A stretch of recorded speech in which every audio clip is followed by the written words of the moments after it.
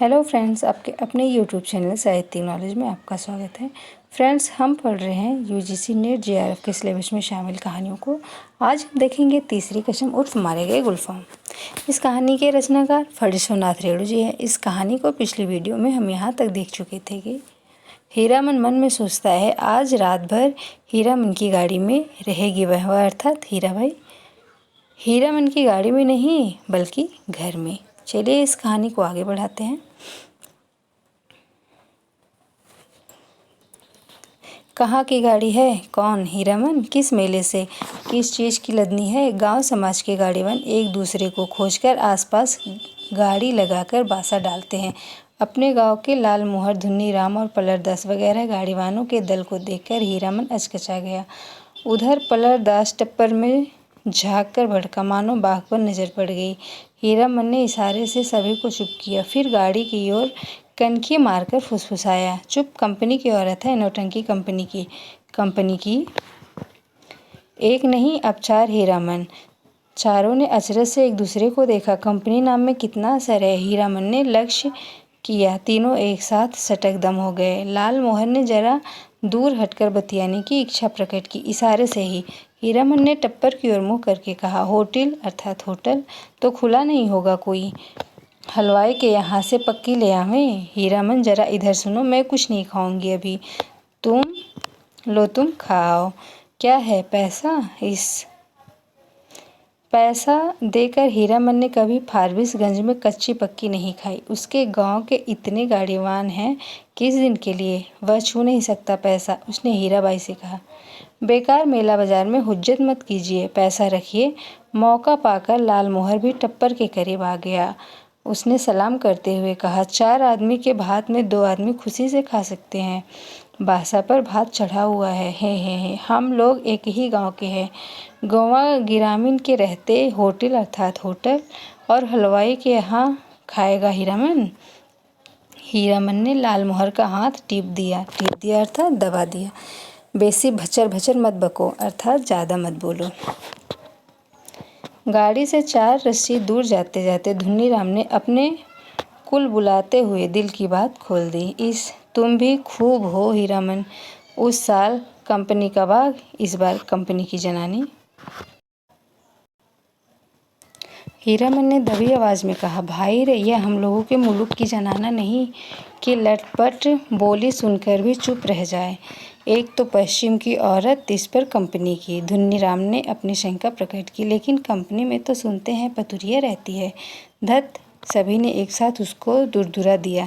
कैसा आदमी है? पतुरिया रहेगी कंपनी में भला? देखो इसकी बुद्धि। सुना है, देखा तो नहीं है न कभी।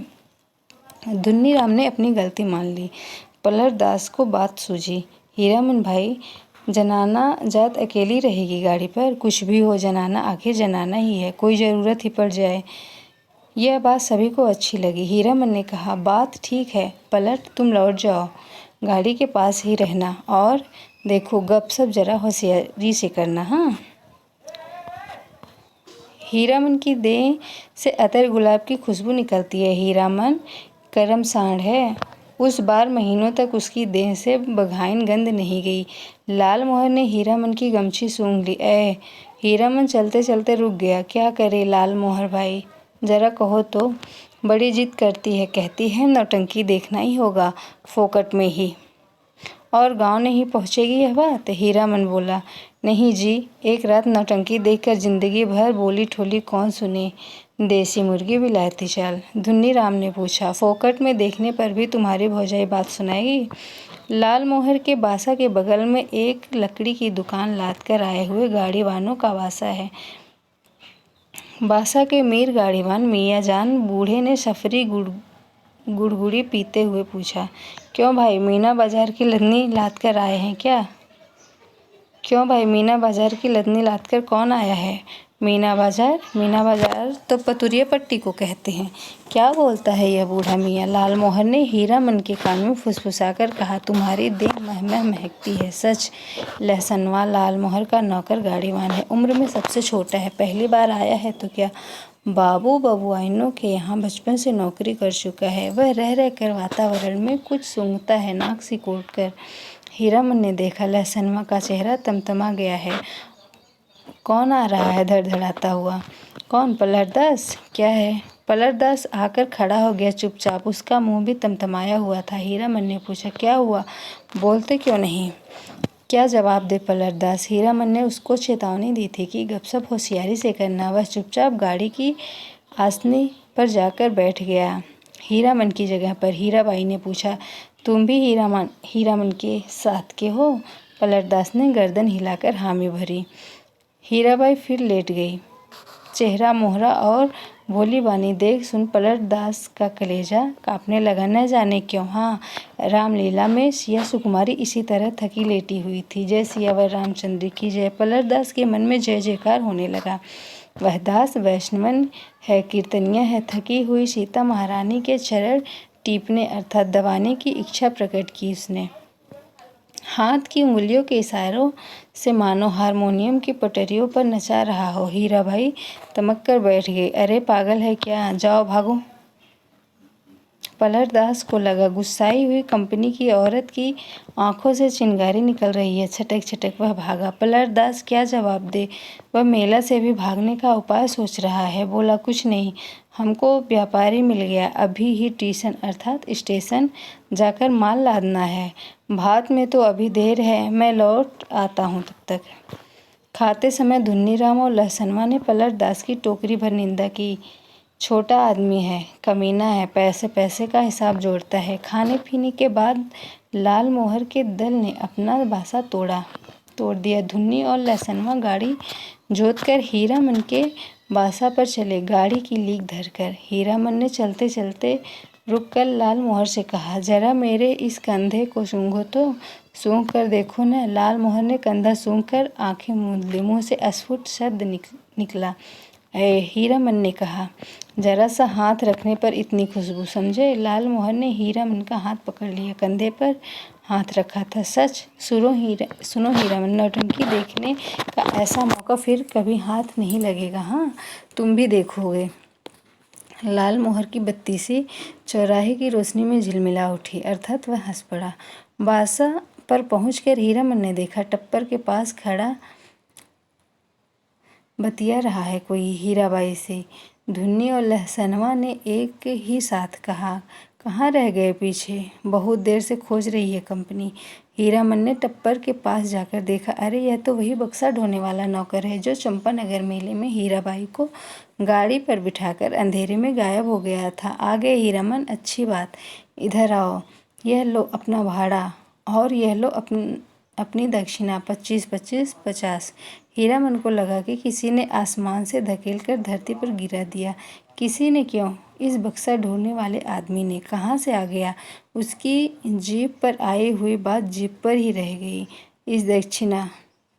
वह चुपचाप खड़ा रहा। हीराबाई बोली, लो पकड़ो और सुनो, कल सुबह रोहता कंपनी में आकर मुझसे भेंट करना, पास बनवा दूंगी। बोलते क्यों नहीं? लाल मोहर ने कहा, इनाम बख्शिश दे रही है मालकिन। इनाम अर्थात इनाम, बख्शिश अर्थात निशानी। ले लो हीरामन। हीरामन ने कटकर लाल मोहर की ओर देखा।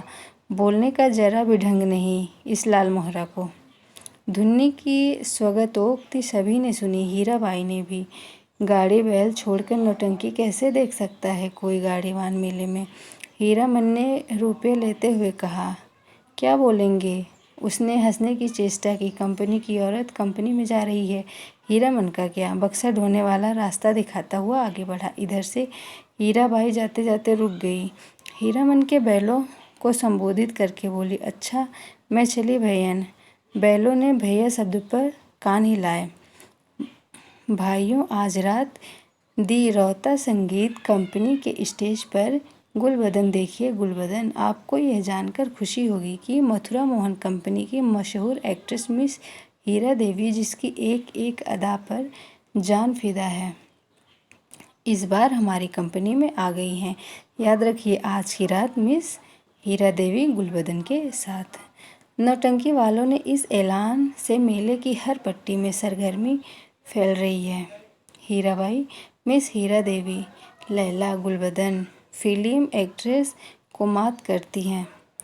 तेरी बाकी अदा पर मैं खुद हूँ फिदा, तेरी चाहत को दिलबर बयां क्या करूँ। यही ख्वाहिश है कि तू मुझको देखा करे और दिलो जां से मैं तुझको देखा करूँ।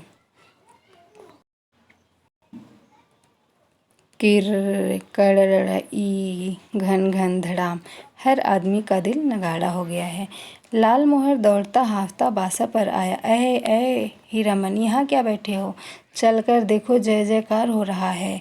मैं बाजा गाजा छाफी फाहरम के साथ हीराबाई की जय जय कर रहा हूँ। हीरामन हड़बड़ा कर उठा। लहसनवा ने कहा, धुन्नी काका, तुम बासा पर रहो, मैं भी देखा हूँ। धुन्नी की बात कौन सुनता है। तीनों जन नौटंकी कंपनी की एलानिया पार्टी के पीछे पीछे चलने लगे। हर नुक्कड़ पर रुक कर बाजा बंद करके ऐलान किया जाना है। ऐलान के हर शब्द पर हीरामन पुलक उठता है। हीराबाई का नाम के साथ अदा फिदा वगैरह सुनकर उसने लाल मोहर की पीठ थपथपा दी। धन्य है या नहीं? लाल मोहर ने कहा, अब बोलो, अब भी नौटंकी नहीं देखोगे? सुबह से ही धुन्नी राम और लाल मोहर समझा रहे थे, समझाकर हार चुके थे। कंपनी में जाकर भेंट कराओ, जाते जाते पुरसिस कर गई है। लेकिन हीरामन की बस की एक बात, धत कौन भेंट करे। कंपनी की औरत कंपनी में गई, अब उससे क्या लेना देना, चिन्हेगी भी नहीं। वह मन ही मन रूठा हुआ था। ऐलान सुनने के बाद उसने लाल मोहर से कहा, जरूर देखना चाहिए। क्यों लाल मोहर? दोनों आपस में सलाह करके रोहता कंपनी की ओर चले। खेमे के पास पहुंचकर हीरामन ने लाल मोहर को इशारा किया। पूछताछ करने का भार लाल मोहर के सिर। लाल मोहर कचराही बोलना जानता है। लाल मोहर ने एक काले कोट वाले से कहा, बाबू साहेब जरा सुनिए तो। काले कोट वाले ने नाक भौं चढ़ाकर कहा, क्या है, इधर क्यों? लाल मोहर की कचराही बोली गड़बड़ा गई। तेवर देखकर बोला, गुलगुल नहीं, बुलबुल नहीं। हीरामन ने झट से संभाल दिया। हीरा देवी किधर रहती है, बता सकते हैं? उस आदमी की आंखें हठात लाल हो गई। सामने खड़े नेपाली सिपाही को पुकार कर कहा, इन लोगों को क्यों आने दिया अंदर? हीरामन, वही फेनू गिलासी आवाज़ किधर से आई? खेमे के पर्दे को हटाकर हीराबाई ने बुलाया, यहाँ आ जाओ, अंदर आओ बहादुर, इसको पहचान लो, यह मेरा हीरामन है, समझे? नेपाली दरबान हीरामन की ओर देखकर जरा मुस्कुराया और चला गया। काले कोट वाले से जाकर कहा, हीराबाई का आदमी है, नहीं रोकने बोला है। लाल मोहर पान ले आया। नेपाली दरबान के लिए खाया जाए, इस एक नहीं 5 पास, चारों अठनियाँ। बोली कि जब तक मेले में हो रोज रात में आकर देखना, सबका ख्याल रखती है। बोली कि तुम्हारे और साथी हैं, सभी के लिए पास ले जाओ। कंपनी की औरत की बात निराली होती है या नहीं? लाल मोहर ने लाल कागज के टुकड़े को छू कर देखा। पास, वाह रे हीरामन भाई, लेकिन 5 पास लेकर क्या होगा? पलट 10 तो फिर पलट कर आया ही नहीं अभी तक। हीरामन ने कहा, जाने दो अभागे को, तकदीर में लिखा नहीं। हाँ, पहले गुरु कसम खानी होगी सभी को कि गांव घर में यह बात एक पंछी भी न जान पाए। लाल मोहर ने उत्तेजित होकर कहा, कौन साला बोलेगा गांव में जाकर? पलटा ने अगर बदनामी की तो दूसरी बार से फिर साथ नहीं लाऊंगा। हीरामन ने अपनी थैली आज हीराबाई के जिम्मे रख दी है। मेले का क्या ठिकाना, किस्म किस्म के पाकिट काट लोग हर साल आते हैं, अपने साथी संगियों का भी क्या भरोसा। हीराबाई मान गई। हीरामन के कपड़े की काली थैली को उसने अपने चमड़े के बक्स में बंद कर दिया। बक्से के ऊपर भी कपड़े का खोल और अंदर झलमल रेशमी अस्तर। मन का मान अभिमान दूर हो गया। लाल मोहर और धुन्नी राम ने मिलकर हीरामन की बुद्धि की तारीफ की, उसके भाग्य को सराहा, बार बार उसके भाई और भाभी की निंदा की दबी जबान से। हीरामन ने जैसा हीरा भाई मिला है इसलिए, कोई दूसरा भाई होता तो लहसनवा का मुंह लटका हुआ है। ऐलान सुनते सुनते न जाने कहाँ चला गया कि घड़ी भर सांझ होने के बाद लौटा है। लाल मोहर ने एक मालिकाना झिड़की दी है गाली के साथ, शोहदा कहीं का। फ्रेंड्स, इस वीडियो में इतना ही, बाकी कहानी अगली वीडियो में।